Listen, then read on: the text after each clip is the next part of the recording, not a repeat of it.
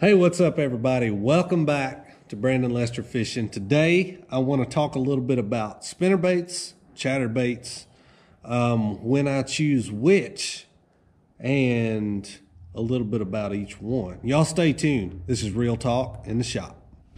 All right guys, so let's dive right into it. The reason I'm going to do a few of these Real Talks in the shop before I go any further is because I don't have a boat right now. You've probably noticed my fishing videos have slowed down just a little bit over the past week or so. Sold my 2021 boat last week. I'm actually waiting on my 2022 Phoenix to arrive any day now. I got to get that sucker wrapped, get my graphs installed, get my Lowrance active target, my four Lowrance 12-inch lives put on it. All that good stuff, got to get all that done before the start of the season here in a couple of weeks. But anyway, what I want to do today, I want to talk about spinnerbaits and I want to talk about chatterbaits. And I want to talk a little bit about how I go about choosing between the two, because obviously they're both kind of in the same category. A lot of people, you know, are die-hard spinnerbait guys, and a lot of people are die-hard chatterbait guys. And that's okay. Neither one of them's wrong. They both definitely have their time and place. But I want to talk to you guys a little bit about how I go about choosing which one, because there's similarities, but there's big differences as well. So this box right here is my Chatterbait box. I mean, it's slam full, all different colors. I've got natural shad colors. I've got golden shiner colors. I got bluegill colors, top 10 up north a couple years ago on that color. I got black and blues. The Evergreen Jackhammer is the one I throw 90% of the time. Not in any way sponsored by them. I bought them just like everybody else. You know, I just love that chatterbait. They're really, really good. I promise you there's a lot of money been made the past few years. A lot of times you'll see it referred to as the unnamed bladed jig. If you're a bass fishing guru and you follow all the popular bass fishing sites, but that's usually what they're referring to, the Evergreen Jackhammer right there. And as far as spinnerbaits go, you know, they've been around for ages. I've got a ton of different ones. This is my spinnerbait bag. I keep them all in a mustad bag. And I've got single spins, I've got double willow leaves, I've got Indiana Colorados, I've got some with painted blades. You've got so many different options, it's almost overbearing whenever it comes to spinnerbaits. You can put different color skirts, different trailers, different color blades. You got tons of different options. But the thing about it is, at the end of the day, you can only throw one lure at a time. So which one do you pick? All right, so let's talk about one instance where 100% of the time, pretty much, and I don't say that very often in fishing, let's say 99.5% of the time, I always choose a chatterbait when I'm fishing grass. The reason being is because you think about this chatterbait coming along, all right, it's a lot more streamlined. When it comes up to a blade of grass, it's just going to kick a couple times, it's going to pop over that piece of grass. When you pop that rod one good time, it's just going to, you know, that blade's going to pop 2 or 3 times, it's going to clear that piece of grass, and it's going to keep on trucking just like it should. Where with this spinnerbait, you got so much going on. You got this wire, the arm, you got 2 or 3 different blades a lot of times, you got the body down here. When it comes up to a piece of grass and you pop it, it's just going to bury it up even more, and it's going to be done. Your cast is going to be over. You can be so much more efficient with a chatterbait when it comes to grass. Now, on the contrary, let's talk about fishing wood cover, going down the bank, lay downs, you know, standing timber, that kind of thing. In my opinion, there's not a real good weedless chatterbait on the market up to this point. To be honest, well, let me rephrase that. I have not tried a lot of weedless chatterbaits. If you get this sucker around the lay down, a lot of times it will get hung. It'll come up to that lay down, it'll roll, and it'll stick straight into it. I mean, that's just the way it does. So, you know, with a spinnerbait, a lot of times you can think of this arm right here as a weed guard. I mean, you can pull that sucker right up to a limb, and it'll just kick right over the top of it and keep going a lot of times. Where a chatterbait's going to go right up to that limb, roll over, and get stuck. A spinnerbait it'll come right through a lay down, it'll come through a standing tree. So a lot of times if you're fishing wood, a spinnerbait is a lot better option.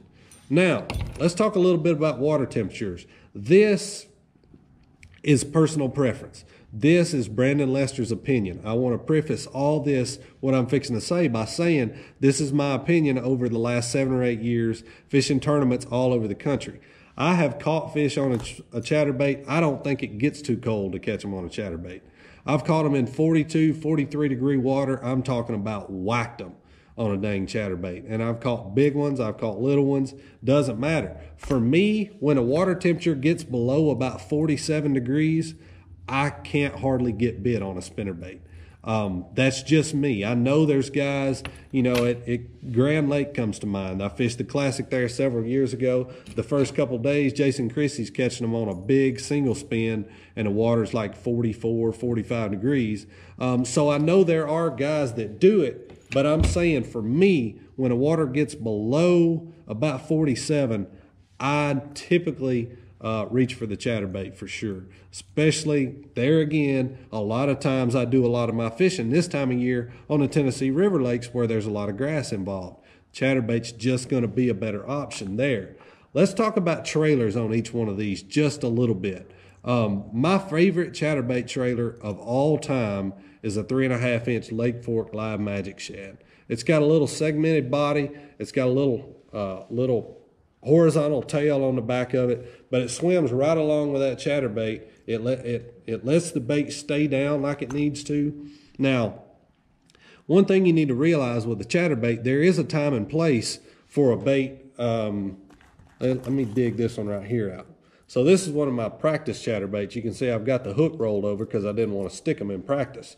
But this is a Zoom Z-Craw Junior on the back of it, okay? It's got 2 kicking legs on it, and they're going to flap like this when you're reeling it. So that what that's going to do, that's going to cause that bait to rise more. So if I'm wanting my bait to rise more, then I'll use something like a Z-Craw Junior, a Strike King Menace, a Zoom Ultra Vibe Speed Craw, something like that. Those are all 3 really great trailers if you're wanting that bait to lift just a little bit more. Sizes on my chatterbaits, 3/8 and 1/2 ounce, are what 90% of those right there are. I keep a few 3/4 in there just in case I want to fish some deep grass. And I know of guys catching them on a 5/8 pretty good, but I personally never have. I'd say I throw a 1/2 ounce probably 65% of the time. A 3/8 ounce is for when I get 4 feet or less. On a spinnerbait, what I like in a spinnerbait, like I said, I carry several different sizes. Most of the time, I keep mine pretty darn simple. I like a pretty natural shad pattern, and my favorite trailer of all time for a spinnerbait, believe it or not, is a Reaction Innovations Little Dipper. I like that little tail. It gives it a real subtle little action right behind that spinnerbait. Works really good. I get a lot of bites on it. My 3 favorite blade combinations on a spinnerbait are a single Colorado. I like this when it's really cold. If the water's 55 degrees or less, I like that single Colorado. It works really good. It's real slow. It's a hard thump. It hangs it. It gives them a big profile. Catches big ones this time of year especially. A little bit later, as you get on into the spring a little more, I like an Indiana Colorado. It gives you a little more flash. You can fish it a little bit faster, but it's still a good big profile. And a lot of times the water's dirty. If the water's dirty and it's between, say, 55 and 70, this is probably what I'm going to reach for right here. Now, the best all-around, arguably the best all-around spinnerbait combination is a double willow leaf. There's probably been more caught on a double willow than any other combination combined, I would say. Clear water, dirty water, you know, it just gets bit. It's got a really good profile.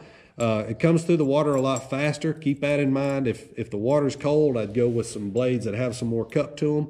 Slow that bait down just a little bit. As far as colors on my spinnerbaits, like I said, I keep it pretty darn simple.